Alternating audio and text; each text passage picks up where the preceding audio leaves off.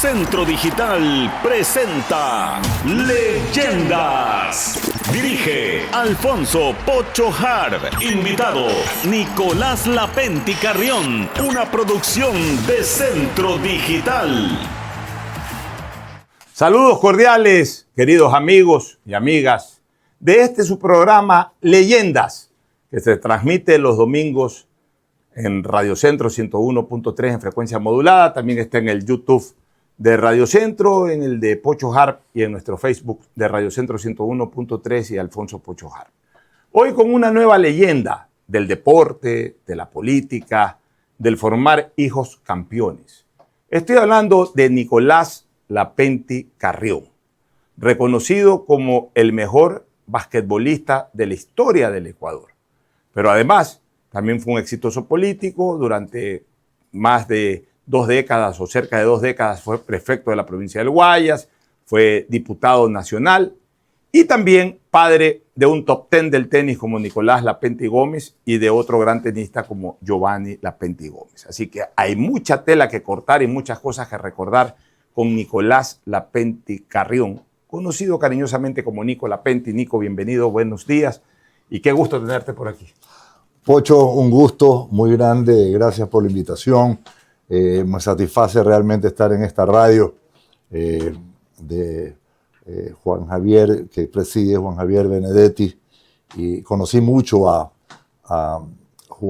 Javier Benedetti Roldós, el padre, un hombre visionario de un criterio político extraordinario, a quien visité muchísimo en mi época de mi vida política, porque era muy saludable conversar con una persona de esa visión. Así que me satisface muchísimo. Gracias por la invitación. El gusto es nuestro y entramos de lleno a recordar tu vida. Primero, naciste en Ambato, detalle que poca gente recuerda, porque siempre jugaste por la selección del Guayas, fuiste prefecto del Guayas, pero naciste en Ambato. ¿Nos vas a explicar un poquito ese detalle? ¿Cómo naciste en Ambato? ¿Cómo te formaste en Milagro? ¿Cómo desarrollaste tu vida en Guayaquil? Eso por un lado, antes de entrar a tu vida escolar y colegial. Claro, por supuesto. Vivíamos en Milagro, porque mi familia vivió en Milagro, milagreños, y yo nací en marzo, el 20 de marzo, y ese invierno fue un invierno muy duro, muy crudo. ¿De qué año? 1944. ¿Ya? Mi papá, había mucha lluvia, las calles eran puro lodo, había mucho mosquito. Entonces mi padre decidió mandar a mi mamá a Ambato, a un buen clima, para que yo nazca allá. Así que así fue. Mi mamá se fue a Ambato, dio a luz y después de un mes vino de nuevo a Milagro. Pero lo de Ambato fue circunstancial. Naciste en Ambato, pero ya al mes de vida ya estuviste siempre en Milagro. Sí, ¿y te criaste en Milagro? Me crié en Milagro, fui a la primaria en Milagro. ¿Cómo se llamaba la escuela o se llama? Primero fui al Colegio San José por 2 años, un colegio religioso, sí, en Milagro, y después al Semillitas, también la primaria. Estamos hablando de primaria, o sea, la escuela San José y el Semillitas. Y Semillitas. ¿Ya ahí despertabas algún entusiasmo por el deporte? ¿Jugabas fútbol, jugabas básquet? ¿Qué jugabas ahí? Jugábamos fútbol y recuerdo que formamos un equipo que lo llamamos Barcelona. Muy pequeño, y me acuerdo mucho que para poder formar el equipo pasábamos por recolectando, pidiendo ayuda para comprar los uniformes y todo. Fue una época muy interesante, pero sí comencé a jugar básquet. Mira, había un coliseo, el Coliseo Edmundo Valdés Murillo, donde se jugaba indoor fútbol. Se jugaba un indoor fútbol, pero espectacular, ¿ya? En Milagro. En Milagro. Y tú todavía eras niño de escuela. Claro. Y también jugué indoor fútbol en ese coliseo en mi categoría. Pero sí armamos un equipo de básquet ahí que lo denominamos All Stars. Yo estaba más o menos en los 11 años por ahí, ¿ya? Y después ya fui a la Academia Militar Juan Gómez Rendón, en la secundaria, la academia que está en Playas. O sea, tú saliste de Semillitas ya jugando básquet y automáticamente te fuiste a Playas. O sea, no regresaste a estudiar a Guayaquil. No, en Guayaquil no estuve. ¿Fuiste directo a la academia? Directo a la academia. Porque era un internado, ¿no? Ahí estábamos de lunes a viernes en la academia. ¿Cómo eras internado en la academia Juan Gómez Rendón? Bueno, ahí se vivía. Claro, ahí vivíamos. Nosotros viajábamos los días lunes a las 7 de la mañana, regresábamos a las 5 de la tarde los días viernes, cuando no estabas castigado. Porque si acumulabas una cantidad de faltas, te quedabas castigado por el fin de semana. Y hubieron muchos fines de semana que no llegué. Entonces, ¿Era de formación militar la academia? Formación militar. Nosotros teníamos preparación militar de 7 a 9 de la mañana todos los días y después entrábamos a clases. Mira tú, qué interesante. Muy bien, ya en la Academia Gómez Rendón, en Playas, tú ya comenzaste a destacar como basquetbolista. ¿Cuándo fueron tus inicios ya en que se veía que, caramba, ese chico Nicolás Lapenti juega muy bien al básquet? ¿Ya fue en la academia? Fue en la academia. ¿En algún intercolegial, en algún torneo? Fue en la academia, sí, había el intercolegial en esa época. Contra Guayaquil. Contra los colegios de Guayaquil. Con los colegios de Guayaquil, claro. Estaba el San José, el Cristóbal Colón, el Vicente Rocafuerte, equipos Vicente Rocafuerte, muy fuertes, muy fuertes. Y se jugaba en el Coliseo Huancavilca. Era interesantísimo porque se llenaba de estudiantes, ¿ya? Y no sé por qué se permitía, pero los estudiantes estaban al pie de la línea de la cancha. Rodeando, ¿no? La cancha. Rodeando la cancha. Entonces esto era vibrante realmente, ¿no? Esos partidos.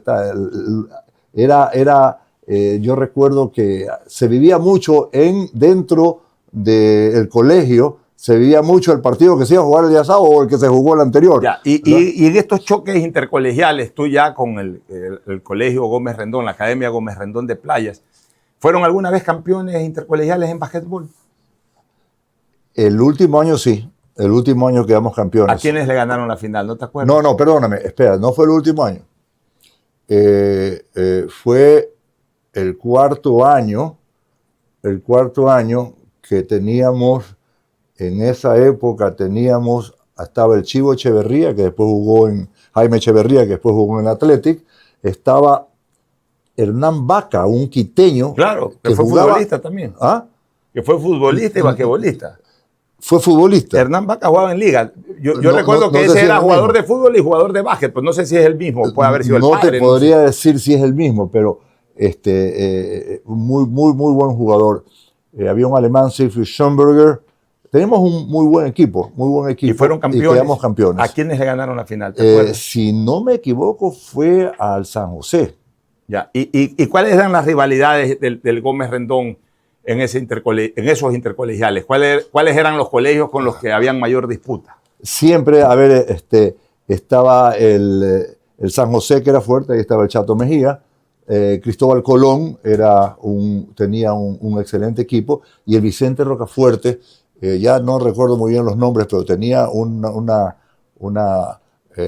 grupo de jugadores, pero de primera, muy buenos, muy competitivos. Ya, ¿y en qué momento Nicolás Lapenti, jugando los intercolegiales, de repente aparece en Athletic Club? O sea, tú mientras estudiabas, jugabas en Athletic. Sí, justamente estaba en la academia, estaba en el equipo, y en la academia estaba como inspector Gregorio Lorzo Lórzano, que fue uno de los grandes basquetbolistas aquí. ¿Ya? Y él fue prácticamente mi primera gran guía. Él te descubre como basquetbolista. Sí, así es. Él era inspector de la academia y al mismo tiempo tenía vínculos con... Jugaba en el Athletic Club. Y jugaba en el Athletic. Jugaba. Un extraordinario jugador, un tipo que chuteaba con las dos manos. Mira tú. Buenísimo. Pasaba todo muy bien. Y fue seleccionado al Ecuador. Y él te trae a Athletic. Él me trae al Athletic y nosotros comenzamos en el Athletic, si no mal no recuerdo, a la edad de 15 años. Mientras también estabas estudiando. O estudiaba y jugábamos en juveniles. Ya, ahora te quiero preguntar sobre tres personajes que y aquí hay un detalle muy importante.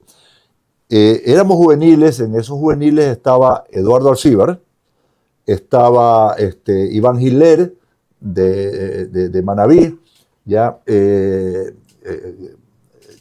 Guido Chávez, jóvenes todos peladitos, ya, y a esa edad se produce en el campeonato, jugaba Athletic contra LDU, y hay una riña y comienzan a salir expulsados unos y otros jugadores, y el equipo se queda sin jugadores. Y tuvimos que entrar los juveniles, ¿ya? quedaron expulsados por el campeonato. ¿Ya? Y ustedes terminaron el campeonato. Y entramos a jugar nosotros y solamente quedaron en el equipo Pablo Sandiford y el Chivo Echeverría. Jaime Echeverría, un gran reboteador, y Pablo Sandiford, un monstruo. Una gloria ya. Una gloria. Y con los juveniles, la gran sorpresa fue que ganamos 14 partidos seguidos. A los 15 años. A los 15 años, porque volábamos en la cancha. Yo estaba en la academia, y en la academia lo que más hacíamos era Preparación física. Preparación física, y los castigos en la academia era en base a 20 flexiones de pecho, 50 sentadillas, etcétera, ¿no? Estaban papelito. Papelito. Ahora, te quiero preguntar sobre 3 personajes dirigenciales de Athletic. Quisiera saber de estos personajes quiénes estuvieron contigo en la época en que entraste a Athletic. Asad Bucarán El Malín, Jacobo Bucarán El Malín, Alfredo Escobar Urbina. ¿Te tocó los 3? Los tres. Háblanos un poquito de Asad, háblanos un poco de Jacobo y háblanos un poco de don Alfredo Escobar. Bueno, Asad lo cogí yo en las postrimerías, porque ya estaba entrando en la política, ¿ya? Y le quedaba poco tiempo, pero Asad nunca dejó de llamar cuando ganábamos un partido, ¿ya? Y yo recuerdo que nosotros íbamos al Sudamericano de Río de Janeiro y practicábamos en el tenis club, que era la única cancha techada que había, porque era una cancha de tenis que tenía 2 tableros ahí y estaba techada, el viejo tenis club, digamos, el centro, ¿no? Luego lo refaccionaron. Ahí entrenábamos y don Asad, en esa época nombraron a 4 jugadores inamovibles de la selección, que eran Chato Mejía, Juan Sala, Eduardo Alcíbar y Nicolás Lapenti, porque nos veían como que el futuro, ¿no? Y don Asad venía ahí preocupado todas las noches, una noche me dice, oiga, compañerito Lapenti, me dice, ¿qué tal es usted para dar una buena trompada? Y digo, ¿tú estás don Asad? Digo, pero ¿de qué me está hablando? Para que le pegue al desgraciado ese de Parker, que ya no lo soporto más, porque Parker le estaba dando durísimo a Asad, porque supuestamente nos había puesto a estos 4 como inamovibles de la selección del Guayas y Nacional. Parker? Un periodista del Telégrafo. Mira tú. O sea, quería que le vayas a pegar al que le vaya a pegar, a preguntar qué tal era yo para una trompada. Pero bueno, después vino Jacobo y luego pues don Alfredo Escobar Urbina. Yo quiero que me cuentes una anécdota que alguna vez me lo contaste en conversaciones, pero que me pareció interesantísima y que refleja lo que era el dirigente de la vieja guardia. Jacobo Bucarán El Malín, padre de Jacobo Bucarán Ortiz, del expresidente Abdalá Bucarán, de los Bucarán Ortiz. Era un gran dirigente y tú me contabas como anécdota que como estudiabas todavía en la Gómez Rendón y tenías partidos en las noches, martes y jueves de cada semana, Jacobo Bucarán Ortiz Jacobo Bucarán El Malín te iba a buscar en su carro, en su camioneta, te recogía en la Gómez Rendón, te traía al Juan Cavilca, jugabas el partido, ya tú cansado, esa misma noche te regresaba a la Gómez Rendón, tú cansado ibas descansando, él manejando, cuando tenía sueño paraba en la carretera la camioneta, se bajaba a trotar para despertarse, te dejaba en la Gómez Rendón y regresaba nuevamente a Guayaquil, y eso lo hacía todas las semanas. Esa es la dirigencia de esa época, ¿no? Era un hombre sacrificado al máximo, y eso es justo lo que pasaba, ¿no? Él venía y a las 5 de la tarde estaba en la academia, veníamos, jugábamos, íbamos a comer algo y estábamos llegando allá, pero 1 de la mañana. Eran viajes de 2 horas, no habían los carreteros. Claro, el carretero no estaba muy bueno. Y bueno, eso es el sacrificio de Asad. Y hay una anécdota de Jacobo, una anécdota extraordinaria de Jacobo. Una vez en un partido, por Fablo salió la gente y de repente estábamos 4, faltaba 1. Y se metió a jugar. Y de repente vemos que Jacobo en el Juan Cavilca comienza a sacarse la ropa, pero abajo tenía el equipo del Athletic Club. Y él siempre, como se inscribían 14 jugadores, él siempre se inscribió como jugador. Y le tocó aquella oportunidad, ¿no?, de entrar a jugar. Él se sacó la ropa, la gente gritaba, lo silbaba, ¿no? Fue un espectáculo y entró a jugar. Y no lo hizo mal. Fue la primera vez. Además, se paró en la cancha. Y me acuerdo que en una jugada se le viene el Chato Mejía encima y el Chato era pero habilidoso y lo tenía ahí, estaba Jacobo y de repente no subo más que ¡pac! Darle un cuerpazo al Chato. Pero un hombre, o sea, realmente la dirigencia en esa época, luego don Alfredo Escobar. ¿Cómo era don Alfredo Escobar Urbina? Él era el tipo de personas que estaba todo el tiempo llamándonos, todo el tiempo reuniéndonos, todo el tiempo íbamos a su oficina, nos brindaba una colita, una cosa, para mantener la unidad del equipo, porque éramos todos muy jóvenes.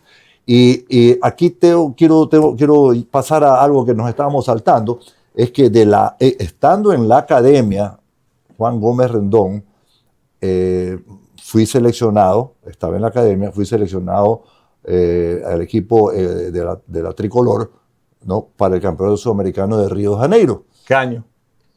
1961. ¿Dónde se jugó ese sudamericano? Río de Janeiro y Niterói, que queda al frente. Claro. La bahía de Guanabara, ya es como decir Guayaquil y Durán. Ya, pero ese fue el torneo juvenil. No. Absoluto. Absoluto. ¿Con cuántos años fuiste? 16. Esa fue tu primera experiencia internacional. Mi primera experiencia. ¿Y cuál fue la sede de ese torneo?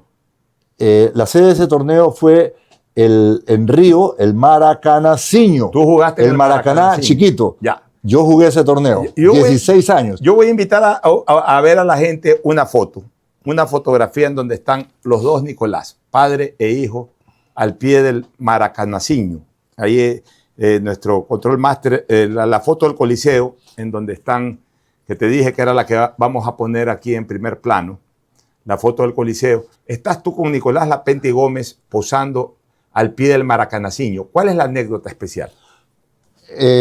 Nico me invita, me dice, papá, venga y sea mi coach en este torneo de invitación, venga para que me coachee. Siempre fue para mí una ilusión. Lo hicimos en algunos torneos, cuando el Pato Rodríguez no pudo. Pero en esta oportunidad fue para un torneo de invitación que se jugaba en Río de Janeiro, en un torneo donde fue muy, muy interesante porque intervinieron Pujuga Kurten, Alex Correcha, Goran Ivanisevic, etc. Y bueno, la anécdota es que llegamos a Río y lo llamaban a Nico porque estaban preocupados porque estaban esperándolo a Nico porque había una gran rueda de prensa de todos los jugadores y teníamos que ir al lugar donde se iba a desarrollar el torneo. Y como nosotros estamos ya pues en el taxi, estamos en el carro que nos recogió, estábamos llegando. Yo paso por el Maracaná y veo que el Maracaná está en esqueleto, porque lo estaban para el Mundial, preparando para el Mundial, refaccionando. Y de repente entramos y digo, Nico, este es el Maracanacinho. Sí, ¿por qué? Me dice. Le digo, mijo, yo jugué aquí en 1961, hace 50 años jugué mi primer campeonato sudamericano de básquet, y tú vas a jugar aquí.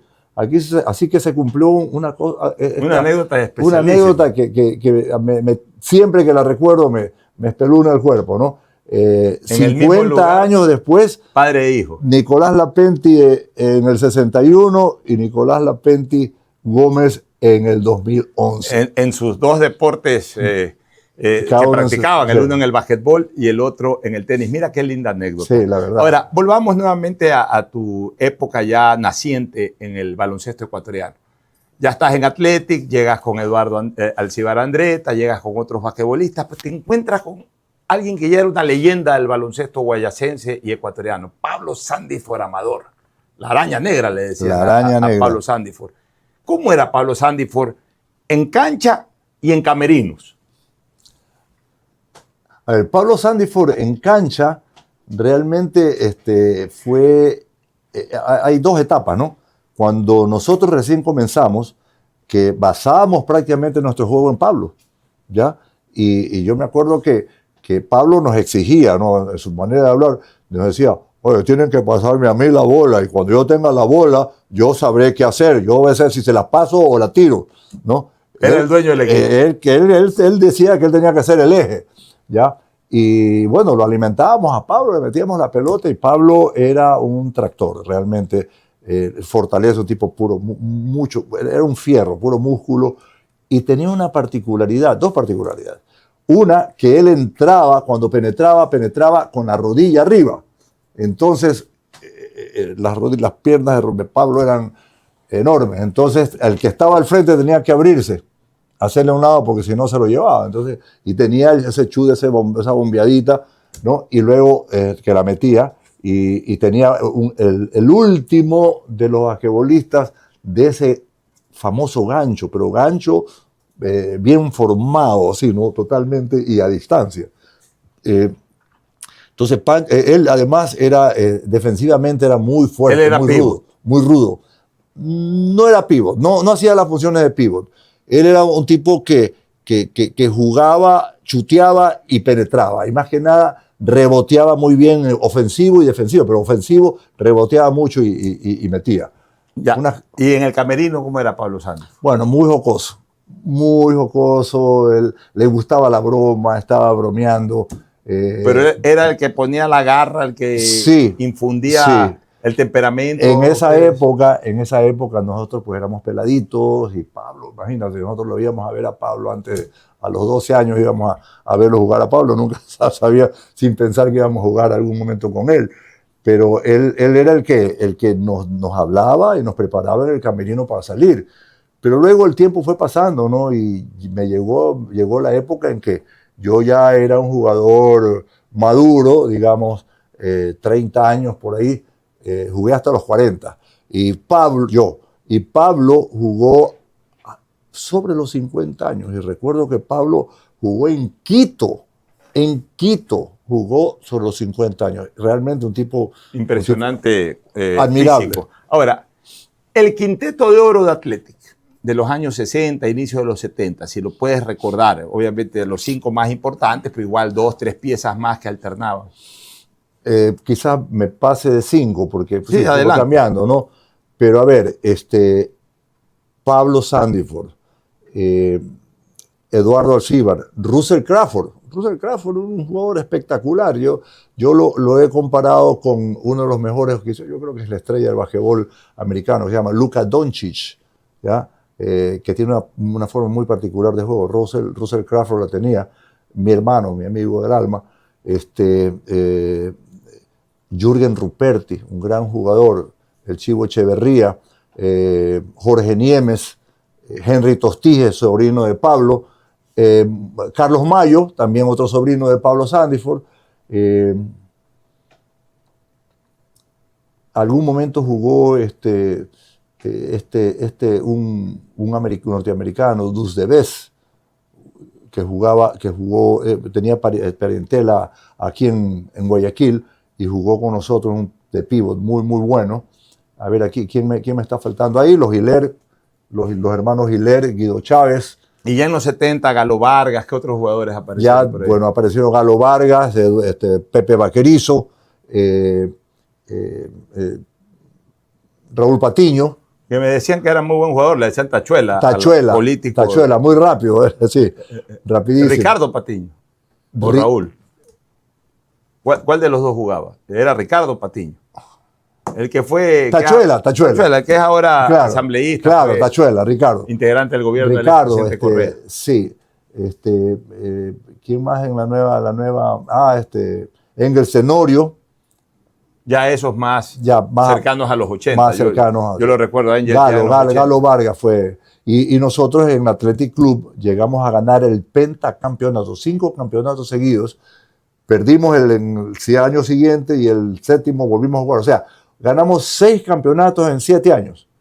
5 seguidos, pentacampeonato. Un logro que no tiene parangón aquí en el básquetbol porteño. Ya, y el gran clásico era Athletic LD. Athletic Liga. ¿Y cómo te iban esos clásicos? ¿Se daban? ¿Alternaban resultados?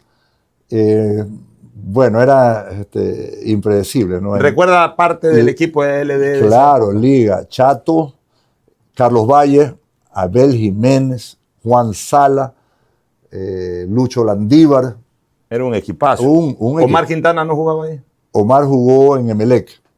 Ya. Ahora, se discutía mucho en esa época, quiero escuchar tu opinión al respecto. Ya se decía que Nicolás Lapentti, después del retiro de Pablo Sandiford y todo, aún incluso cuando todavía jugaba Sandiford, ya Nicolás Lapentti era el mejor basquetbolista del Ecuador y es por muchos considerado el mejor basquetbolista de la historia del Ecuador.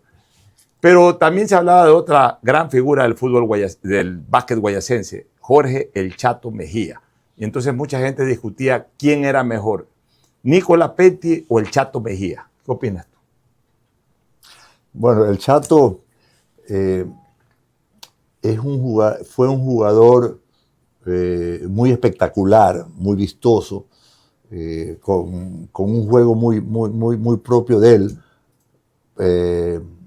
de mediana estatura, muy fuerte, rapidísimo, y él jugaba más jugaba para el pase, para buscar la asistencia, el jugador Era armador. colocado, era el armador, pero el Chato penetraba y terminaba en un pase.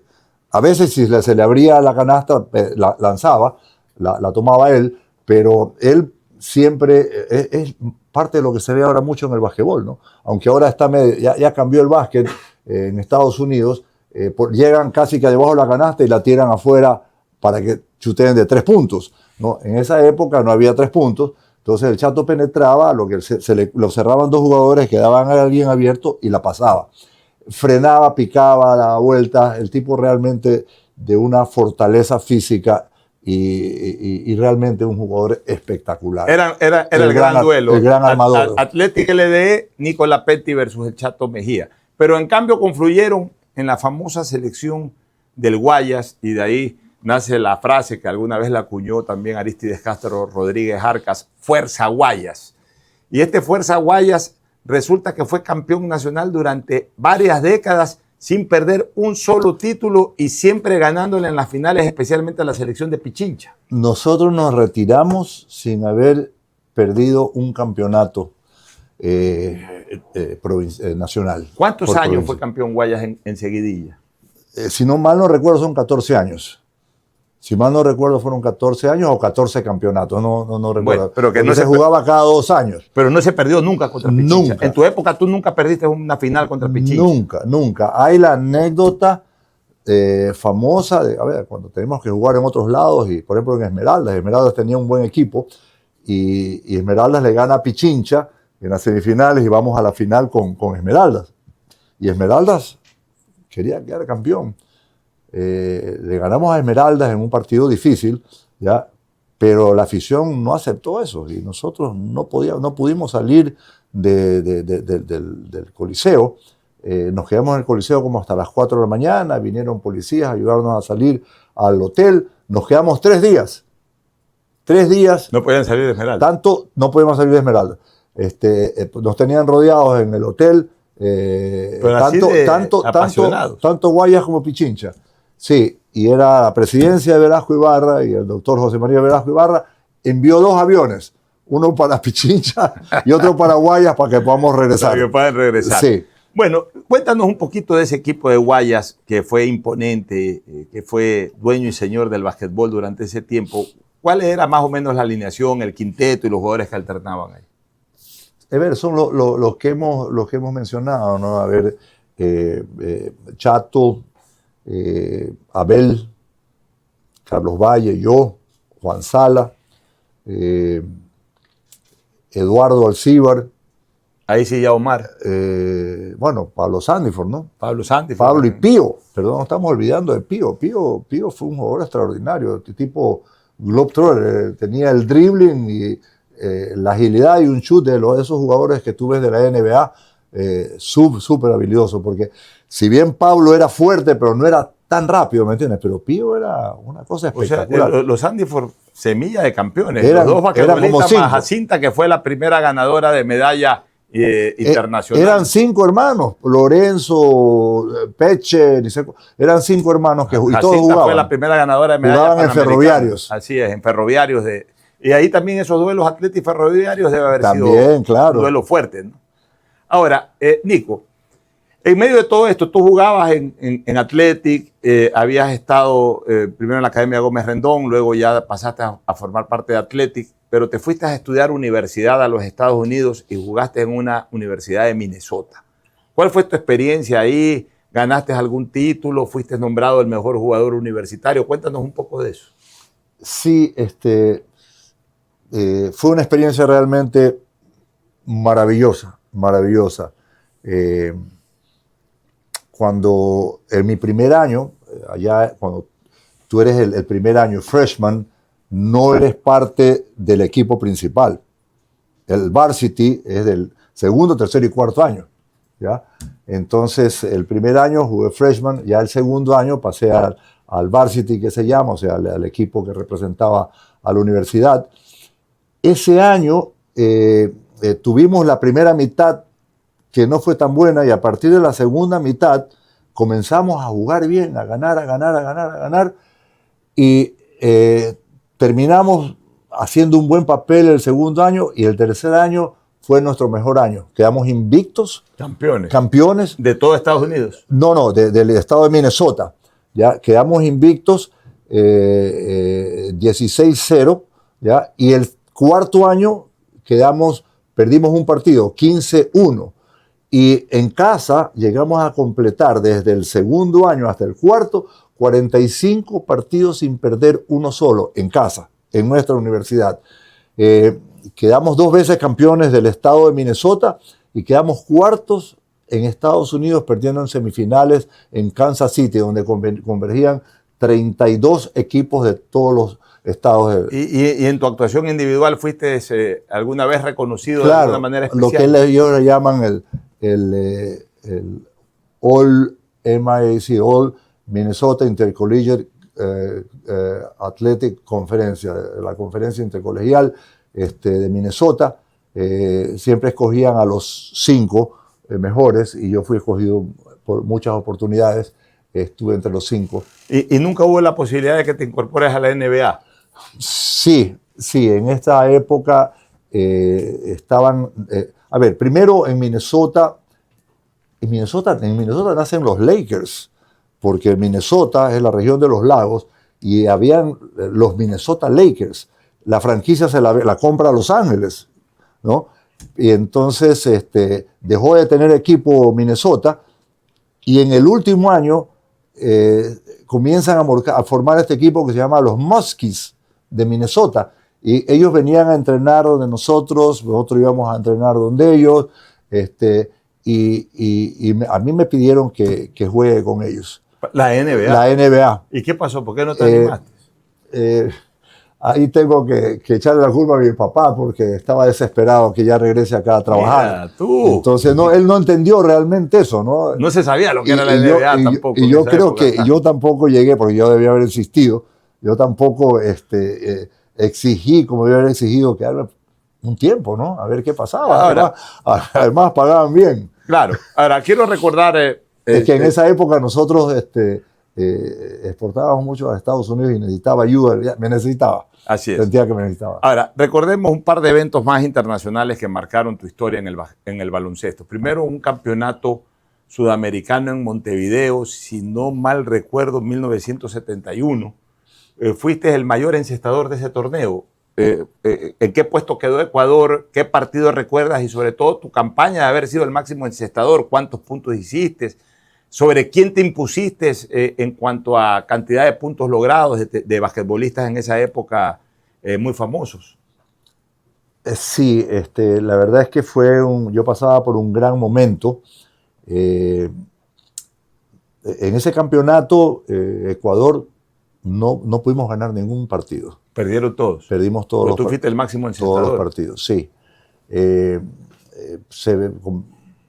La verdad comenzaba, en esa época había un jugador paraguayo que chuteaba de muy lejos, y éramos 2. Este jugador paraguayo, que no recuerdo bien el nombre, y yo, los que más destacábamos por chutear de larga distancia. Había otro en esa época no había 3 puntos. Era todo 2 puntos. Había otro gran chuteador que era Cabrera, de Bahía Blanca, argentino. Y por ahí la prensa un poco comenzaba a hablar de lo que estaba destacando en el score, y cuando ya llegamos la última fecha, el primer partido fue Ecuador-Perú y después fue Brasil-Argentina. Y los que disputábamos el mayor score del campeonato éramos 3. Marquinhos, de Brasil, que era un pívot sobre los 2,5 m, Cabrera de Argentina y yo. Entonces, yo jugué en el partido inaugural de la última fecha contra Perú. En ese partido debe haber hecho como unos 28 puntos le gané a Marquinhos segundo y Cabrera tercero. ¿Cuántos puntos hiciste en todo el torneo? Aproximadamente. No te acuerdas con absoluta precisión. No recuerdo. Pero bueno, no fuiste recuerdo. el goleador. Pero sí o el máximo encestador debo de decir ese torneo. que hubo momentos muy altos de mi carrera en que hubo un año que estaba en cerca de 40 puntos por partido. Y en esa época llegué a anotar 52 puntos. ¿Un partido? En un partido. ¿En ese torneo? No. Acá en Guayaquil. En Ecuador. En Guayaquil. Entonces, realmente mi particularidad, más que nada, era ser Era goleador, era encestador, sí. Ya. Ahora, luego te toca reforzar por única vez la camiseta LDE, porque tú siempre fuiste Athletic, pero de repente hay un sudamericano en donde participa tu principal antagonista colectivo, que era LDE, tú siendo de Athletic, y te piden reforzar a LDE y tienen una buena actuación en el sudamericano. Cuéntanos un poquito de eso. Yo diría que uno de los mejores torneos que se realizaron aquí en Guayaquil. Fue aquí en la ciudad de Guayaquil. Aquí en Guayaquil. ¿Qué año te acuerdas? En el 1969. ¿Ya? Un año muy especial para mí porque ese año conocí a mi esposa. Ya vamos a hablar de eso, no te preocupes. Ese año conocí a mi esposa y bueno, le tocó ir un poco al coliseo. Le dedicabas cada canasta a Chilita. Toditas. Sí, era un gran equipo y aquí estuvo Brasil, a ver, los nombres, el Regatas Lima, no me acuerdo el nombre del equipo brasileño. ¿No era Montelíbano? No. ¿O Corinthians? Corinthians. También estuvo Chile. Bueno, un campeonato realmente espectacular. Y Brasil trajo algunos jugadores con los que había ganado el Mundial. Estaba Rosa Branca, estaba Ubiratã Pereira. Habían 3 jugadores con los que ganó el mundial de países. ¿Dónde se jugó? ¿En el cubierto? No Olimpiada, mundial, que se jugó en algún lugar en España, creo. Ya, pero ¿dónde se jugó este torneo en Guayaquil? ¿En el Coliseo cubierto? En el Coliseo cerrado, Paladines, sí. ¿O en el Juan Cabil? No, en el Coliseo cerrado. Nosotros ganamos todos los partidos, excepto a Brasil, no le pudimos ganar. Vino de refuerzo Jack Gillespie para Liga. Un jugador de 2,6 metros por ahí. Muy buen jugador. Un jugador completo, pivot, el clásico pivot. Y yo recuerdo que cuando veíamos jugar a Brasil, algo que hacían los brasileros era mucho, porque tenían Ubiratã Pereira que saltaba como canguro. Entonces, mucho de lo que se ve ahora, que tira la bola ahí cerca del aro, viene Ubiratã a perder y en el aire la clavaba. Entonces Gillespie dice, eso no me va a hacer a mí este tipo cuando juguemos. Eso no me lo va a hacer a mí. Y no se lo hizo. Y se lo hizo como 3 veces. Porque, ¿qué hacía Ubiratã? Estaba parado como atrás en la bomba, mirando al otro lado, y iban a sacar, y de repente la bola estaba en el aire, hacía una finta para un lado y comenzaba a correr y en el aire, ¡pam!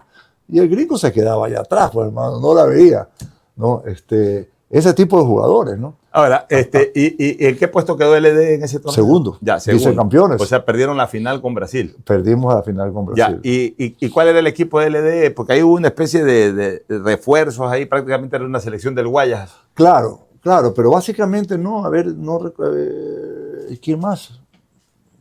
Chato debe haber jugado ese torneo. No, pues Chato, Abel, Carlos Valle, Nico Lapenti, Lucho Landívar, yo, ¿quién más? Juan Cerega, me recuerdo que fue el entrenador. Entre los principales jugadores. Ahora, tú hiciste obviamente mucha amistad en la selección del Guayas y también cuando reforzaste LD con Billy Jiménez, con Abel Jiménez Parra, cuyo nombre durante mucho tiempo, pues, y creo que ahora todavía, cuando estaba el coliseo este de básquet y multideportes ahí por el sector del Yello Uraga, se llamaba Abel Jiménez. Un gran tipo. Luego tumbaron todo eso para hacer un parque ahí y ahora hay ese coliseo en Samanes que creo que lleva el mismo nombre.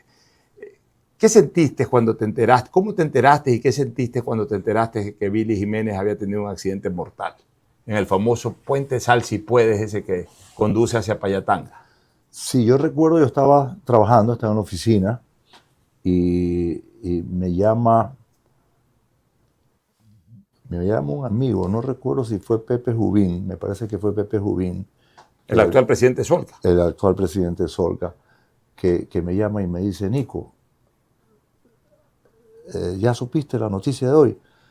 Digo, no, ¿qué ha pasado? Y me cuenta, me dice, ha habido un accidente, Abel Jiménez, viniendo de viaje, fallecido. Casi me caigo de la silla realmente, imagínate. Todos eran jugadores activos un todavía. amigo, bueno, ya Abel no. Ya se había retirado. Abel fue el entrenador del equipo en Montevideo. En aquel torneo en donde fuiste el goleador. Sí. Allá Abel ahí fue como entrenador. Abel fue como entrenador. De la selección del Ecuador. Sí, pero Abel, yo te digo, Abel, yo creo que, yo siempre he pensado que Abel pudo haber sido un gran político, ¿no? Un tipo de un carisma de liderazgo. Muy especial, liderazgo, sí. Ahora, entre tus entrenadores más destacados puede estar Caballo Ceballos, el papá. Claro, Caballito Ceballos fue el entrenador en su momento, ¿no? Nosotros, sin embargo, recordamos y se hizo un gran homenaje a Honorato Aro, claro, con el coliseo ese que manejó Pepe Vaquerizo, también manejado por tanto tiempo, porque fue un semillero extraordinario. Pepe también era compañero tuyo en los Juegos. Claro, en Athletic Club. En Athletic Club, porque no lo habíamos mencionado a Pepe. Menor, ¿no? 10 años menos. Excelente, extraordinario jugador. Y bueno, y él mantuvo. Fue realmente uno de los semilleros, ¿no? Porque había este lugar donde tenían algunas canchas, habían como 20 tableros de básquet y había el coliseo principal. Realmente un lugar muy... Pero Honorato fue también tu entrenador. Claro. Honorato era de los que estaban en el coliseo. Te ibas a entrenar solo porque querías ir y estaba Honorato ahí, porque Honorato vivía a la vuelta. Y estaba ahí, estaba jugando y de repente Honorato te llamaba y dice, mira, ¿por qué hiciste esto? Porque cuando haces la mano así, tienes que darle seguimiento con la mano. Detalles. Dice, usa siempre el dedo índice. O sea, un formador que enseñaba técnica. Pero detalles. Él te cogía de detalles. Esos entrenadores ni en fútbol ni en básquet y casi que ya en ningún deporte existen. Ahora son tácticos, ahora son otra cosa. Antes, como en el fútbol, en el básquet, te enseñaban esos detalles. Si era en el fútbol, patea, pon el pie así, de esta manera, de esta otra. El básquet, cuadra la mano de tal forma. O sea, eran verdaderos entrenadores. Claro, fue el sucesor formadores. Para mí de Gregorio Lor, porque Gregorio Lor era el que me formó en los primeros pasos. Digamos. Ahora, Nico, tú eras el gran basquetbolista ecuatoriano y resulta que hay un concurso de Miss Ecuador y sale designada Miss Ecuador Cecilia Gómez, más conocida como Chilita, como Chila Gómez, desde hace muchas décadas, también tu señora y madre de tus hijos. ¿Cómo la conquistaste a la Miss Ecuador? Ay, qué interesante, ¿no? Ella vivía en Montreal porque el capitán Carlos Gómez Mancheno, el cónsul, el papá de Chila, de mi esposa, era cónsul del Ecuador en Montreal, embajador. Y ellos vivían allá, pero estaba de visita. Y la conocí la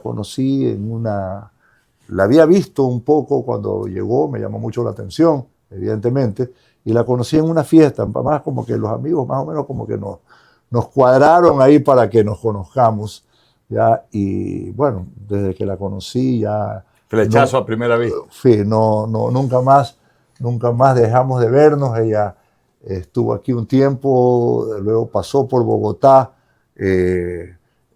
donde una prima casada, antes de irse a Montreal, y yo me fui atrás de ella a Bogotá, estuvimos allá unos días, y en la casa de la prima, yo estaba en un hotel, y luego pues me tocó, el momento que ya decidimos, me tocó ir a Montreal a pedir la mano de Chile. Bueno, y de esa feliz unión, muchos hijos, 2 campeones del tenis, como Nico y Giovanni. Pero ella fue, mi hija Ecuador. También, Leonardo, otro yo la fue después, ya éramos enamorados y yo me acuerdo que yo no pude ir porque tenemos una final de básquet la noche de la elección. La noche que ella la estaban coronando, tú estabas disputando una final. Yo estaba disputando una final y llegué con las completas, sudado a la casa a ver en televisión el resultado. Mira tú, qué interesante. Y de ahí, bueno, de ahí formaron una familia feliz, además muy distinguida y muy querida. Vamos ahora a la otra faceta de Nicolás Lapenti Carrión. Dejamos a un lado ya su gloriosa trayectoria deportiva y vamos a la política. Se lo conocía, Nicolás Lapenti era muy famoso, muy conocido por ser un gran basquetbolista. Y de repente se vincula al ala liberal liderada por Francisco Huerta Montalvo, Pancho Huerta Montalvo, y te afilias al Partido Demócrata. Y ahí tienes tu primera experiencia política, si mal no recuerdo, si no me equivoco. Creo que te lanzas de prefecto por el Partido Demócrata y no te va bien en esa elección. A ver, sí, a mí me visitaron a la oficina, me visitó Pancho Huerta Montalvo con 2 amigos, para proponerme ser parte del Partido Liberal Radical Ecuatoriano, primero. Pero ahí se pelea con Raúl Clemente. Claro. Estamos hablando del año 79. Sí, pero era el Partido Liberal. Yo comencé por el Partido Liberal con Pancho Huerta, candidato ya precandidato a la presidencia de la República. Ahí se rompe la relación con el tío. Claro, que termina siendo un candidato. poquito después, ¿no? Pero aquí viene algo importante. Yo recuerdo la primera rueda de prensa, me acuerdo de mis primeras palabras. Vengo del mundo del deporte y voy al mundo de la política con el mismo afán de ser un digno representante de mis conciudadanos, ¿ya? Así comenzamos. Yo fui candidato a prefecto y luego Pancho tuvo el problema de la Fundación Eugenio Espejo, que lo acusaron no sé de qué, y lo sacaron de la candidatura. Claro, ¿no? Y él se fue después al Ministerio de Salud con Osvaldo Hurtado. Pero luego, después de eso, se formó el Partido Demócrata. Una ala del Partido Liberal se va al Partido Demócrata. Entre ellos tú. Claro, y participas en la elección del 84 para la prefectura. Sí. Primero del 80. ¿En el 80 qué fuiste? ¿Candidato a prefecto. En el 80. Sí, yo continué porque yo era candidato a prefecto con Pancho Huerta. A Pancho Huerta lo destituyen como candidato. Sube el doctor Raúl Clemente Huerta, el ingeniero Salendivo, candidato a alcalde, y somos esos los candidatos por el Partido Liberal. Y yo ese año saqué una buena votación y ese año perdí con Guido Chiriboga Parra del 79. CFP. Fue la elección del 79 bien que ganó el peleado. CFP porque lideraba Sad Bucaram el Malín. Y ganó Hanna Muse. Y a Hanna Muse ganó la alcaldía. En el 80 hubo elección de consejeros y concejales, lo recuerdo claramente. Perfecto. Te lanzaste ahí por el Partido Liberal. Luego, en el 84, ya como parte del Partido Demócrata, siendo Pancho Huerta candidato a la presidencia por el Partido Demócrata en la elección que gana León Febres Cordero a Rodrigo Borja, tú fuiste nuevamente candidato a prefecto. Nuevamente, yo fui, sí, también. Y ahí te fue mal. No, ahí perdí, el 84 perdí. ¿En qué momento te incorporas al PSC? Perdí con Alfredo Adún. Sí, con Alfredo, correcto. Que en cambio era respaldado por el Partido Roldosista Ecuatoriano, liderado por Abdalá Bucaram, que había ganado además la elección para la alcaldía de Guayaquil. Claro, el Partido Demócrata se debilitó con la presencia de Pancho Huerta en el Ministerio de Salud. Esa fue la realidad. Y Finanzas, pues. Morillo Batlle fue ministro de Finanzas. Sí, señor. Y yo recuerdo, mira, esto es anécdota, pero histórica. Estábamos en Quito, Pancho, yo, un consultor político extranjero, ¿ya? Y estaba consultando él qué pasa si entramos a apoyar la presidencia de Osvaldo Hurtado con el Ministerio de Salud y el Ministerio de Finanzas. Y este tipo dice, usted, doctor Huerta, puede ser candidato puede ser ministro de Salud, pero el ministro de Finanzas que llegue tiene que devaluar. Estamos en 25 sucres el dólar, tiene que devaluar aproximadamente a 33 o 35 sucres el dólar. Dice, y esa devolución, si cae sobre, si pesa sobre el Partido Demócrata, el doctor Huerta jamás será presidente. Lo dijo así. No nos pareció, no nos pareció, pero lo cierto es que yo recuerdo cuando Pancho fue candidato a la presidencia, la popularidad de Pancho era innegable. Todo el mundo lo saludaba, todo el mundo lo quería a donde iba. Además que tenía, yo creo que uno de los mejores discursos. Había sido alcalde de Guayaquil en el 70. Había sido alcalde de Guayaquil. 68. Tipo que discursiaba extraordinario realmente, extraordinariamente bien, pero no tuvo la votación para ganar la presidencia. Bueno, pasó todo esto. ¿Cuándo te incorporas al Partido Social Cristiano? ¿Y de qué forma te incorporas? ¿Quién te invita a formar parte del PSC? Justamente ya el Partido Demócrata pues había decaído y Jaime Nebot me llamó para decirme que quería conversar conmigo. ¿Qué año?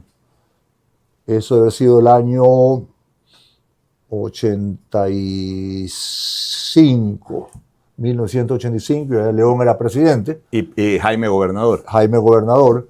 Y me llamó, me dijo, mira, aquí con León hemos conversado, quisiéramos que vengas al partido, hay la unidad ejecutora de deportes, quisiéramos que comiences por ahí, ¿no? Tú como deportista, estaba Lucho Carrera, presidía esa comisión. Acuérdate que en esa época León formó muchas unidades. Así es. Por el distanciamiento ninguna relación que había con el alcalde de Guayaquil, que era Dalá Bucaram. Claro. Y también el problema de la asamblea, que no tenía el Congreso, que no tenía mayoría. Entonces yo entré ahí y luego un día me llama León a su casa y me dice, Nicolás, usted debe ser candidato a diputado, ¿ya? Y me acuerdo de que competíamos con que fue presidente. ¿Rodrigo Borja? No. Tú fuiste elegido diputado, si no me equivoco, en el 88. 86. En el 86. Del 86 al 88. O sea, en las elecciones intermedias. Intermedias por 2 años. ¿Ya? Del 88 y fue con Carrera, que fue mi segundo, que tuvimos la mejor votación. No me acuerdo a quién le ganamos, que era un personaje de la política nuestra que fue candidato a la presidencia de la República.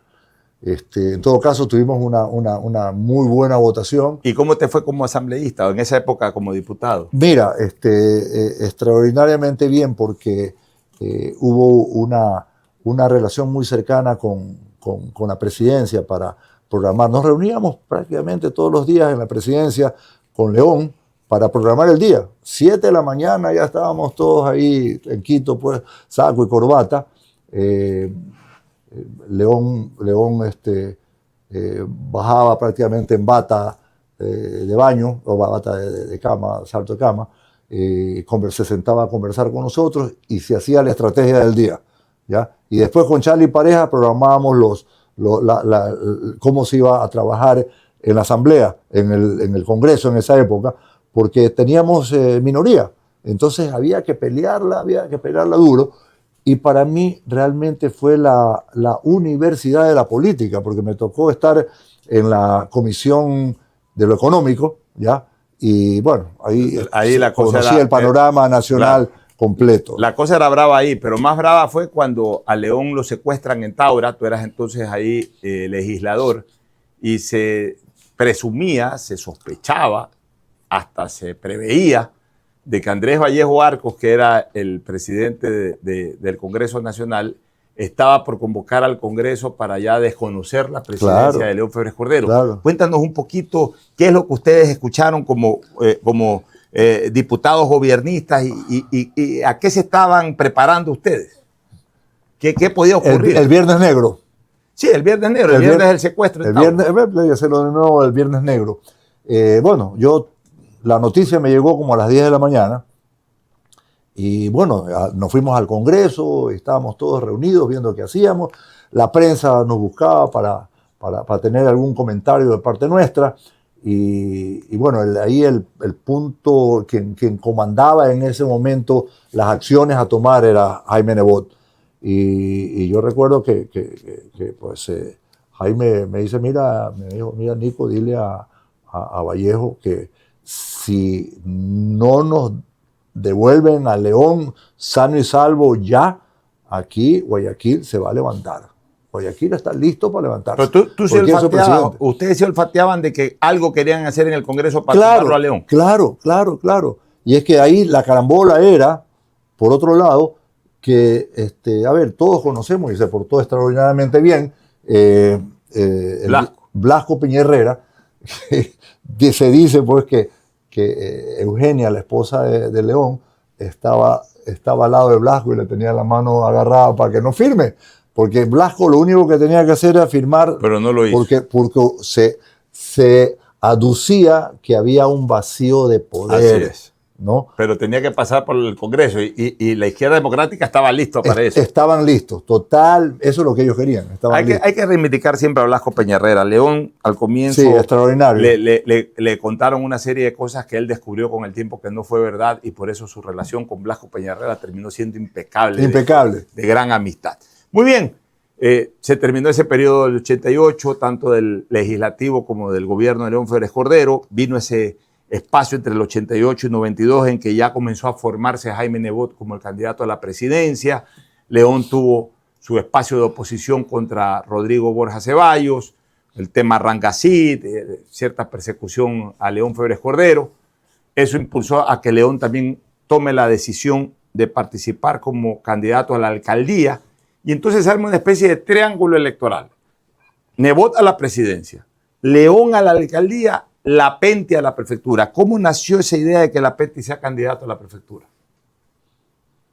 Bueno, yo realmente mi gran aspiración era Guayas, ser prefecto del Guayas. Para mí era, como quien dice, una máxima ilusión, ¿no? Y ya había sido candidato por 2 oportunidades. Y fue León, me acuerdo que con quien competí en esa decisión fue con Lucho Chiriboga Parra. Lucho quería ser candidato. Lucho quería ser candidato. ¿A qué no quería ser candidato, Luchito? Sí, y era un buen candidato. Claro que sí, era hombre querido, había estado en el deporte, en la Cruz Roja, en los bancos, en la política, en todos lados. Sí, pero León decidió que yo sea candidato a la prefectura. Y a él se lo llevó a la vicealcaldía. Sí, se lo llevó, manejo. Pero fue como eso, me acuerdo, la primera elección fue con una votación del 53%. ¿Le ganaste a Alfredo Adún? En el 92. En la primera. Me parece que fue Alfredo Adún que le ganaste la elección. Alfredo Adún corrió por... No, Adún ya no. Adún no terminó el periodo anterior. En el 92 le ganaste. Bueno. El roldosista, ya, fue Chicho Centenaro. Chicho Centenaro Gando, el ex alcalde de Milagro. Prácticamente entre milagreños. Entre porque tú naciste en Ambato, imagínate. Fuiste formado en Milagro. Ahí hay una anécdota también. Pues. Antes le habían puesto al Coliseo de Milagro mi nombre. Coliseo Nicolás Lapenti Carrión. Que le sacó el nombre. Le sacó el nombre, ya no. Cuando yo fui candidato se borró eso. Bueno, muy bien. Ganaste la elección y fue tu primer periodo como prefecto. Y de repente se te ocurrió algo, ¿no? Porque prefectura es sinónimo de carreteras. Y resulta que Nicolás Lapenti surge con esta idea de concesionar las carreteras. ¿Cómo así te surgió esta idea? ¿Y qué resultados tú crees que fue a la larga esto de haber concesionado las carreteras del Guayas? Bueno, mira, realmente nosotros en la prefectura había un presupuesto exiguo, muy pequeño, muy limitado. Y prácticamente lo único que teníamos para trabajar eran las maquinarias. Y la ventaja de eso es que había un problema, no tenías que contratar, mandabas la maquinaria. Me acuerdo como anécdota alguna vez, la calle que lleva a la avenida, que lleva al Estadio Monumental, ¿no? Estaba hecho huecos todo, y simplemente mandamos la maquinaria porque había un partido internacional, qué sé yo, y fue el éxito total simplemente con la nivelación de la... Claro. ¿no? ¿Por qué? Porque al día siguiente mandábamos las máquinas. O sea, teníamos esa gran particularidad. Pero no teníamos recursos y las carreteras, se nos vino el fenómeno del Niño y quedó todo, pero destruido. Y el ministerio no tenía recursos. Nosotros ya veníamos pensando en que el sistema de concesión tenía que ser, inclusive tuvimos que trabajar con el Congreso Nacional para que incluyan dentro de una ley, incluyan un capítulo que nos permita a nosotros, que había un vacío, para poder llevar adelante la concesión, las concesiones viales. Así que tuvimos que pedir la competencia de las carreteras, porque todas las tenía el Ministerio de Obras Públicas. Así que nos hicimos cargo de las carreteras, fuimos adelante con el proceso y bueno, sin tener un solo centavo, los concesionarios hicieron una inversión inicial de cerca de $200 millones en las carreteras, ¿ya? Con un proceso a 25 años. Y mira, cada vez que ando por las carreteras y veo cómo va creciendo, aunque yo recuerdo que cuando yo salí de la prefectura, cuando terminé mi último periodo y el próximo prefecto tomó las riendas, yo dije que en los próximos 4 años toda la red vial concesionaria de la provincia debe estar ampliada a 4 carriles. Y eso todavía falta un porcentaje. Han pasado algunos años, casi 15, ¿no? Desde entonces, 16 años, y todavía se está ampliando. Pero es digamos, una obra que queda para la historia. Sí, porque a la larga Guayas tenía de las peores redes viales y con esa idea de la concesión terminó siendo ejemplo a nivel nacional, aunque carreteras angostas, pero en muy buen estado.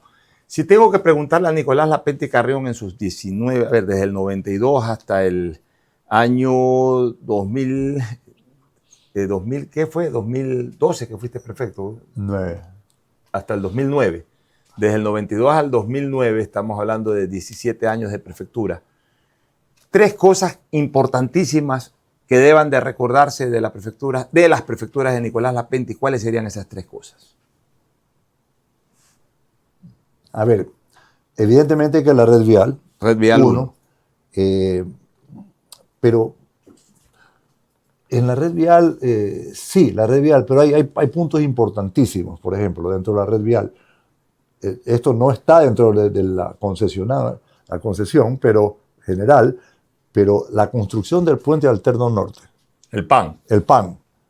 1, combinado con la ampliación de la vía principal de Durán, de 2 carriles, eran 2, uno de ida, otro de regreso, y después del asfalto, tierra y lodo, antes de llegar a las casas. Así tomamos nosotros esa avenida que le pusiste el nombre de tu papá. Le pusieron. El alcalde... en reconocimiento a tu trabajo. No, eso fue mucho antes, porque cuando yo estuve de diputado, Lucho Santos era el presidente, todavía no había alcaldía, el presidente de la Junta cantonal. Bueno, porque yo conseguí de la concesión de la Comisión de Presupuestos algo importantísimo que me había pedido Lucho Santos como presidente.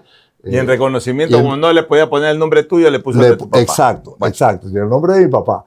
Entonces, hicimos la ampliación de 2 carriles a 12 carriles. Sí, una ampliación muy importante. ¿Te imaginas? Entonces, antes, si no se hubieran hecho esas obras, en este momento el puente alterno norte por ahí pasan más de 10.000 vehículos pesados. Mira tú. Que estuvieran pasando por acá, por por el puente Durán. de la Unidad Nacional. Por el puente de la Unidad, para ver, por Durán, Puente de la Unidad Nacional. que si y no se Guayaquil. hace lo de Durán, tampoco. Imagínate, pasar 10.000 vehículos más por ahí, por el puente, por la avenida San Borondón, habría sido pues una locura. Y hay que reconocer eso.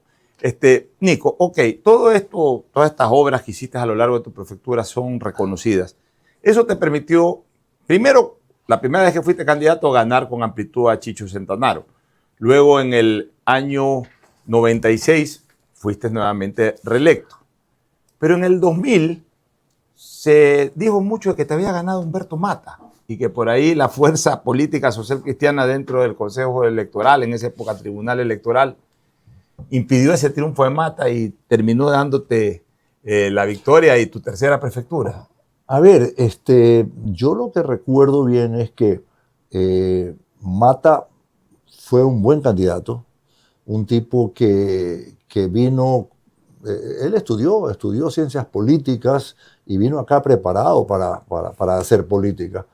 Y no sé, 2 derrotas, porque fueron 2 veces le gané a Mata, la primera. Pero la segunda dicen que te ganó. No fue la primera, la tercera. La del 2000. La del 2000. 2000 fue. Sí, fue después tu rival principal fue Gloria Gallardo. Y claro. Mata también participó, para allá no sacó la votación. Bueno, aquella vez que fue apretada. La del 2000 dicen que te ganó. ¿Tú qué dices? Entre comillas, pero fueron 10 puntos de diferencia. No, es que, vamos a los hechos, o sea, revisemos los resultados y fueron 10 puntos de diferencia. Ahora, lo que sí pasó es que en Guayaquil la votación estuvo muy apretada, ¿no? Pero a medida que entraba la información de los cantones, comencé yo a distanciarme. Evidentemente que, a ver, yo... mucho tuvo que ver. Yo viajé mucho por la provincia y al mismo tiempo era presidente provincial del partido. Entonces yo trabajaba como prefecto y trabajaba también las bases de la dirigencia política. Entonces nosotros teníamos mucha fuerza en los cantones. Y luego, bueno, ganaste la elección del 2004, que ya fue tu último periodo, y ahí se prende la semilla de la provincialización de Santa Elena. Antes éramos 27 cantones, los 3 de en esa época, península de Santa Elena, más los 25, éramos 28 cantones, ¿no? 28 cantones. 28. 28, los 3 de la península de Santa Elena y los 25 incluido Guayaquil. Nos quedamos con 25, pero sí. Santa Elena tomó la decisión de provincializarse. Muchos no estábamos de acuerdo con eso. León Febres Cordero tuvo la frontalidad en un discurso en Santa Elena. Yo estaba al lado de él, yo ya era parte de la maquinaria social cristiana. Dijo de frente que no aceptaba la provincialización. Mucha gente pifió y se fue del mitin. Pero al final ganó las elecciones Correa, impulsó la provincialización. Así es. Y se llevaron, se fue la provincia de Santa Elena con sus 3 cantones, se fueron en Santo Domingo también con sus cantones. Y Guaya se quedó sin esos 3 cantones importantes de la provincia. ¿Qué hizo Nicolás Lampetti para impedirlo? Todo lo humanamente posible para impedirlo. Evidentemente que fue duro porque todos los peninsulares se le metió en la cabeza que querían la independencia, o sea, ser una provincia más, convertirse en provincia. Y yo como prefecto tenía que defender el que se nos desgrane la provincia y se nos vaya, o se vayan 3 cantones, la península concretamente, que era una de las partes más importantes de la provincia, ¿no? Con una extensión de playas espectaculares y por todo lo que habíamos trabajado nosotros en la península. Claro. Fue muy duro hacer gestiones en el Congreso, tratando de convencer de todas las formas posibles, argumentando pues la inconveniencia, ¿ya? Pero en ese momento ya nosotros no teníamos mayoría en el Congreso, y ahí fue inobjetable, digamos, la decisión. Ahora, fue duro para la provincia. Ya, sí. Pero siendo duro para la provincia, y tengo que serte sincero, tú sabes también mi cercanía que yo tenía con León.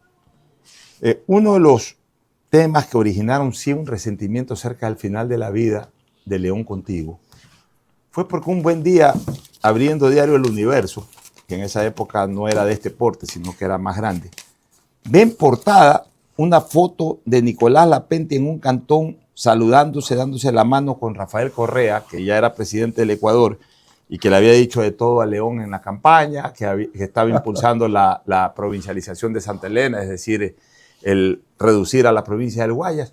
Y entonces él decía, no entiendo cómo Nicolás, siendo el prefecto y siendo social cristiano, se da la mano con Correa en un balcón. ¿Qué pasó ahí? Tú debes de recordar ese hecho y esa foto. Por supuesto, como si fuera ayer. Qué detalle ese, ¿no? ¿Te recuerdas todo eso? Yo recuerdo todo, Nico. Mira, estaba yo en Taura haciendo el trabajo de siempre, recorriendo, y por coincidencia, pues, el presidente Rafael Correa estaba en Taura. Estaba en un balcón dirigiéndose a la población, ¿ya? Y yo estaba por otro lado, no recuerdo si fue por inundaciones. En todo caso, vienen, no recuerdo quién fue, que vino del gobierno, y dice, Nicolás, el señor prefecto, el presidente le está pidiendo que por favor venga, que están ahí, para ver qué se puede hacer por esta parroquia, la parroquia Taura. Entonces, pues yo no podía negarme a eso, porque además te digo una cosa, Pocho, yo siempre, como tengo formación deportiva, yo siempre pensé que los políticos, más allá de las ideologías están para ponerlas cuando son las elecciones. Claro. Ahí están las diferencias políticas. Pero una vez que el uno llega por un partido, llega a la alcaldía, el otro por un partido a la prefectura, y luego los legisladores y el presidente, todos tenemos que trabajar para lo que hemos sido elegidos. Y tiene que haber, lo que yo siempre he dicho, es la unión política. Y unión política significa el saber entendernos entre todos. Es como decir en el deporte, tú juegas por un equipo, yo juego por otro equipo, pero si vamos a jugar por la selección nacional, estamos en el mismo equipo, pues, hermano. Tienes que pasarme la bola, que vamos a jugar juntos. Y subí al balcón, bueno, saludamos, sí, hubo un abrazo, etcétera, muy afectuoso del presidente. León, y esa fue terrible, sí, el hombre pública a nivel nacional. El hombre me mostró su disconformidad total, pero fue un pasaje interesante, que tú lo recuerdas bien, pero que sonó fuerte dentro del partido. Es que sonó fuerte dentro del partido. Luego León se murió, tú continuaste en el partido, fuiste nuevamente legislador, fuiste varios años director provincial, estuviste a punto de ser candidato presidencial un poco antes, en la elección del 2002. 2 veces precandidato. En la del 2002 la disputaste con Javier Neira, aunque nunca finalmente se dio una disputa en sí. Finalmente, ya para terminar la parte política, ¿sí querías decir algo? Sí hubo una disputa. Pero no hubo una elección interna ni nada. No, no, te cuento. A ver, sí, muy importante. A ver. Muy importante. Para esa elección, León no era candidato a la presidencia. Estaba en Estados Unidos. Nebot no era candidato a la presidencia. Y en esa época se hacían las asambleas nacionales para elegir. Y se hace la asamblea en el Teatro León Febres Cordero. Yo estuve ahí porque ahí también yo fui proclamado candidato a diputado. Ok, acuérdate bien. Y como no eran ni León ni Nebot, al que le correspondía en prelación de importancia política era a Nicolás Lapenti. Entonces yo no hice ninguna gestión, ni hablé con nadie, ni pedí apoyos a las provincias, pero todas las provincias que estuvieron ahí, que se llenó el Coliseo, ¿no? Gritaban espontáneamente Lapenti presidente, Lapenti presidente.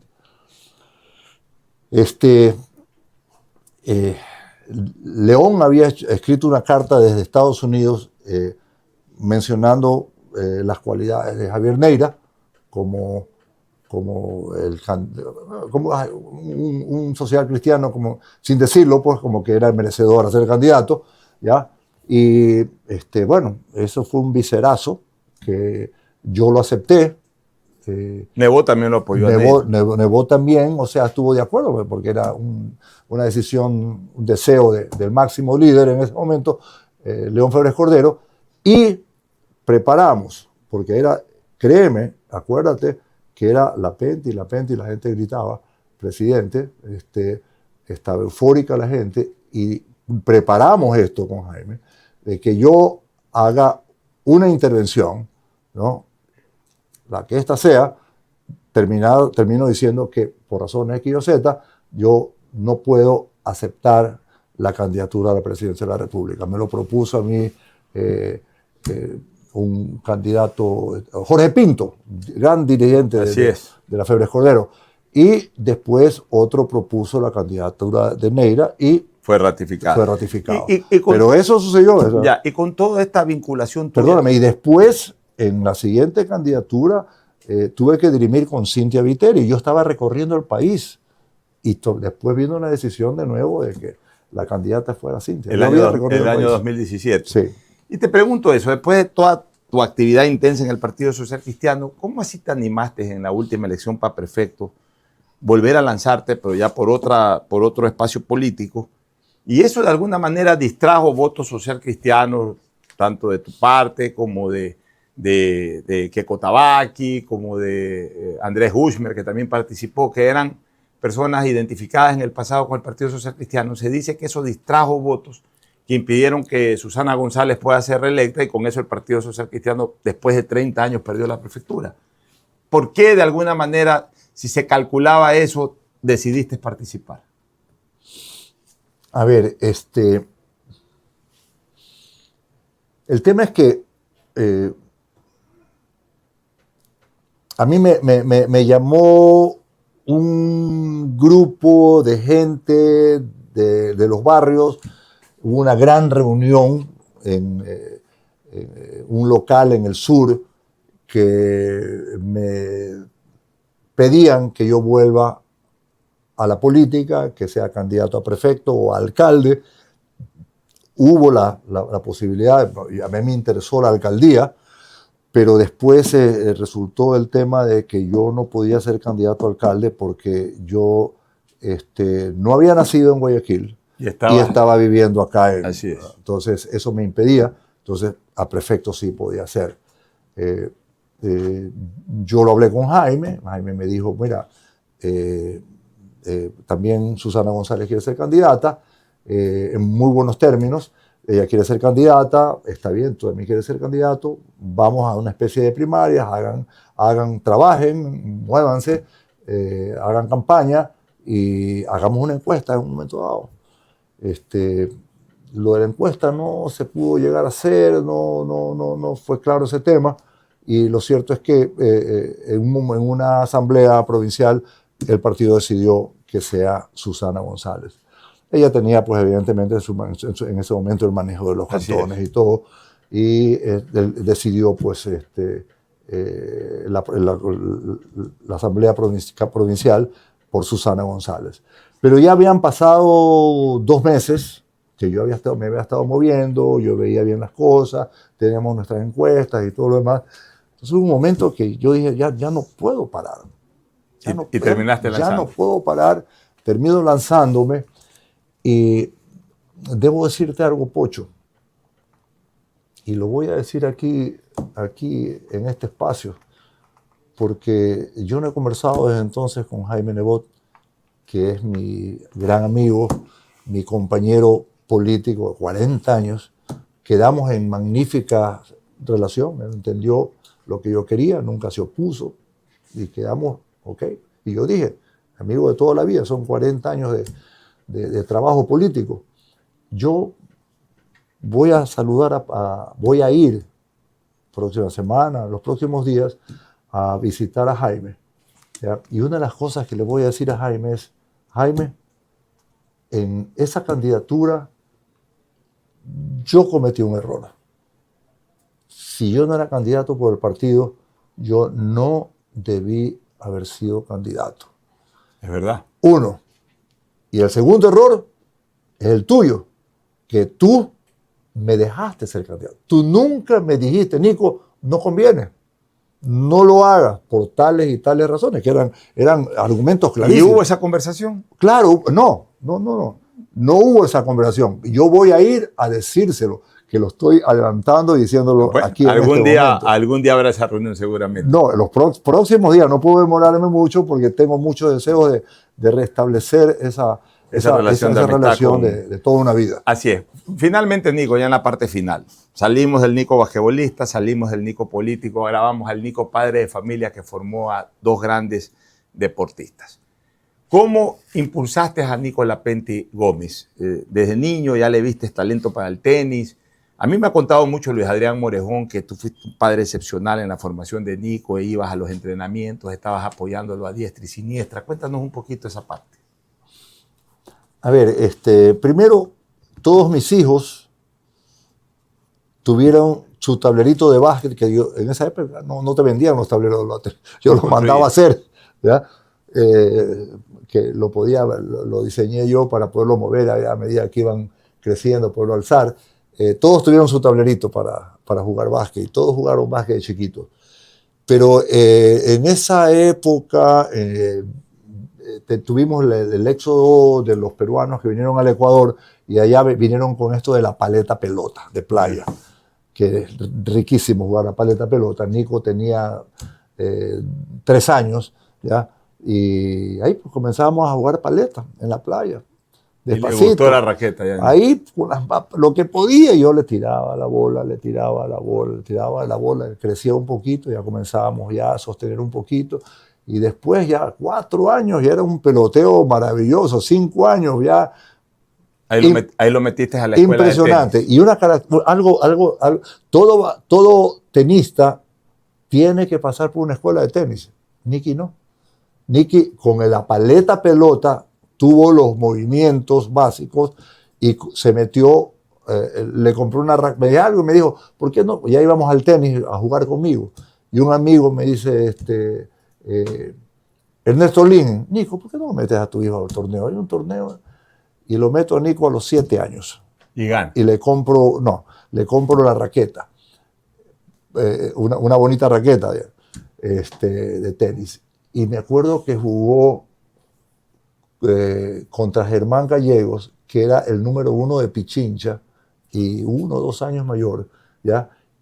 Y Nico le hace un partido, no ganó el partido, pero le hace un partido espectacular, 3 sets, con Germán Gallegos, que era la fiera, digamos, en los juveniles. Estamos hablando de categoría de 10 años. Él debe haber tenido, Germán, unos 9, Nicky tenía 7 para ir a 8.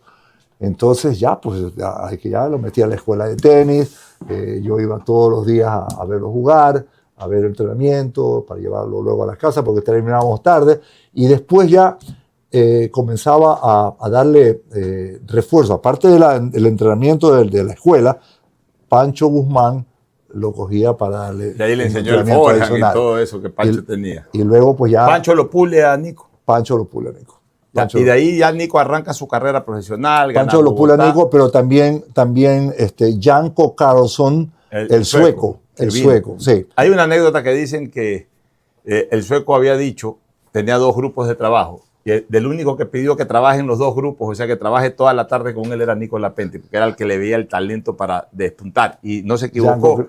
Ganó Bogotá, comenzó a ganar torneos, hasta que llega el 99 y Nico hace semifinales de Australia. ¿Cómo viviste eso? Tú eras prefecto en esa época todavía, pero ¿cómo viviste ese partido a partido de Nico en Australia? Lo recuerdo bien porque ese partido terminó como cerca de las 6 de la mañana, hora nuestra. Yo lo transmití por radio en la madrugada. Claro. Y fue la locura, ¿no? Fue la locura. Pero viviste muy intensamente esa semana. Imagínate lo que fue eso. Ya son esas cosas que tú no puedes creer, ¿no? Ayer justamente conversaba con Kenny Castro, ¿no? Lo de Australia y justamente yo veo muchos partidos de Nico. Una vez a la semana busco en YouTube y busco por ahí ver algún partido.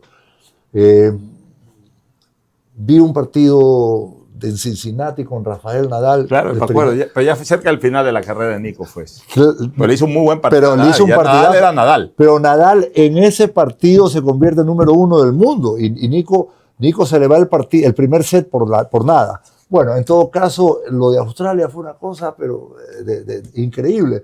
Y luego, para saltar a lo que sucedió en Wimbledon. Ya voy a hablar con Wimbledon al final, pero hablemos de que en Australia hace una gran temporada y adicionalmente, pues, termina el año jugando Máster. Para ti fue un momento de orgullo único eso, de que tu hijo esté jugando el Máster de tenis, entre los 8 primeros del mundo, al lado de los grandes tenistas de esa época.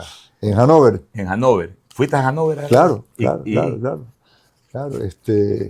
No, fue una vivencia realmente espectacular, ¿no? Estaban los camerinos, cada jugador tenía un camerino con su nombre, ¿ya? Espacioso y todo lo demás.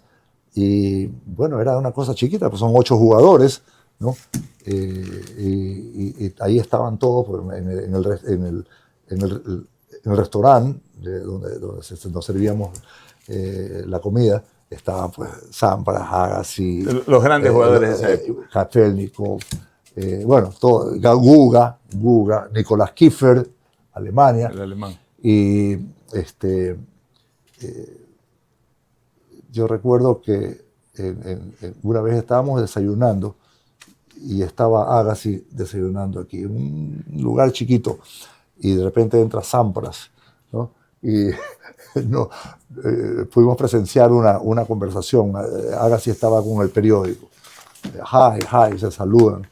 Y le dice, bueno, ¿y cómo estás? Bien. Después de un rato.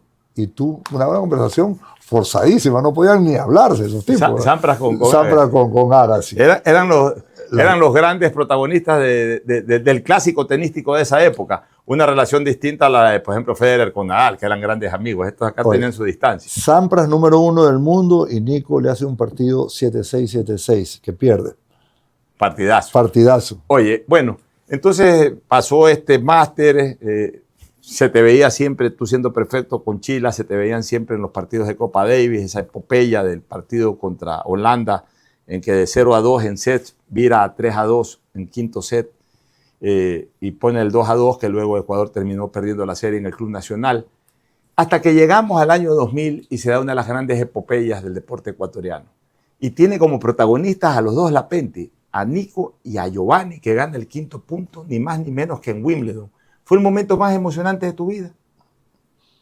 O por lo menos de los más emocionantes. Yo creo que sí, tiene que ser, porque todo lo que ocurrió ahí, estuvimos como había el campeonato de Wimbledon y después, una semana después, la Copa Davis. Entonces Nico había previsto todo esto y se alquiló una casa, esas casas londinenses con varios pisos, estábamos casi toda la familia ahí. Y bueno, ahí estuvimos todos juntos. Nico, pues, en ese momento estaba rankeado 11. El ranking de Nico era 11 del mundo. Estaba pasando por un buen momento. Y me acuerdo que llegó a semifinales de dobles mixtos con Barbara Schett de Austria.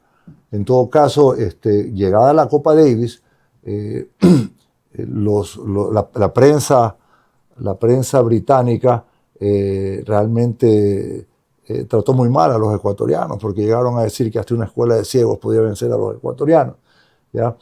Pero cuando ya comienza la Copa Davis y Nicky da el primer campanazo ganándole a Ruseski, bueno, caramba, Ruseski en césped, un jugador de césped, claro, un jugador de cancha rápida. Finalista de un gran slam. Claro. Bueno, las cosas se pusieron interesantes.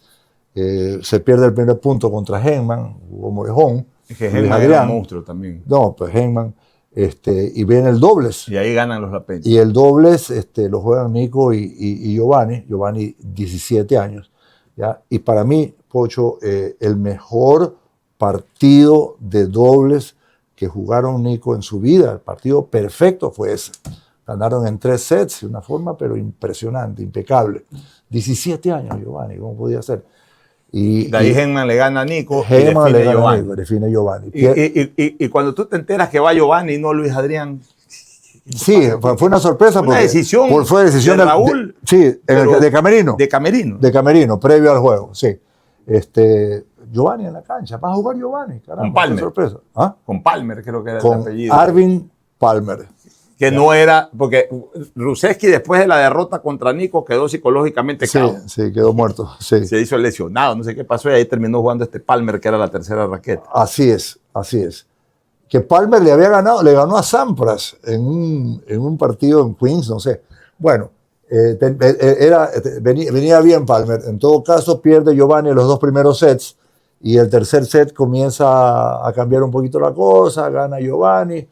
Pucha, qué bien, ya no es 3-0. El cuarto set se lo ve a un Giovanni más afianzado. De repente estamos en el quinto set y con un break arriba y comenzamos a pellizcar. Oye, pellizca, vamos a ganar, ¿qué pasó? O sea, esto para Giovanni lo que significa y todo. Bueno, comenzamos a lucubrar acerca de lo que podía pasar. Terminamos ganando y fue una reacción espontánea Te lanzaste de lanzarnos a la cancha, todo el mundo. Se abrazaron, te vi volar sobre tus hijos. Y después por la guardia se dio cuenta que estábamos invadiendo la cancha y comenzaron a detener el resto de la gente porque todo el mundo se iba para allá. Sí, no fue maravilloso. Y en esa pila, cuando está Giovanni abajo y todo el mundo comienza a caer encima, yo me doy cuenta que Giovanni comienza a gritar, ¡Ey, ay, me están aplastando! Y yo me dedico a ayudarlo a Giovanni. Pero también te habías lanzado como yo estaba ahí también adentro, ¿no? Pero tratando de abrir un poco de gente, ¿no? No, fue una emoción. Imagínate como padre que tus 2 hijos hayan sido protagonistas de Y yo recuerdo muy bien la entrevista que tuve contigo. Sí. Tú me entrevistaste a mí y tuvimos una entrevista larga. Aquella oportunidad, esa ya era noche acá. Porque por supuesto, fue un momento maravilloso el deporte ecuatoriano. Nico, te queremos agradecer. Nos hemos extendido, pero es que la verdad es que contigo había que hablar muchas cosas. Como deportista, como político, como padre de deportistas de élite. Y yo creo que la gente que ha estado observando esta entrevista debe haber conocido muchos detalles nuevos y recordados otros que realmente son imperdibles. Gracias por tu presencia. Eres una leyenda del básquet, eres una leyenda del deporte ecuatoriano y también de la política nacional. Pocho, es un placer enorme haber podido tener esta conversación y poderla hacer por este medio tan bien prestigiado. Y gracias por permitirme recordar, ¿no? Mi vida deportiva, política, familiar. Un placer enorme. Muchas gracias. Gracias. Con ustedes estuvo la leyenda del básquet ecuatoriano Nicolás Lapenti Carrión. El próximo día, domingo, estaremos con un nuevo personaje, con una nueva leyenda del convivir nacional. Muchas gracias. Centro Digital presentó Leyendas. Espérenos el próximo domingo en Centro Digital.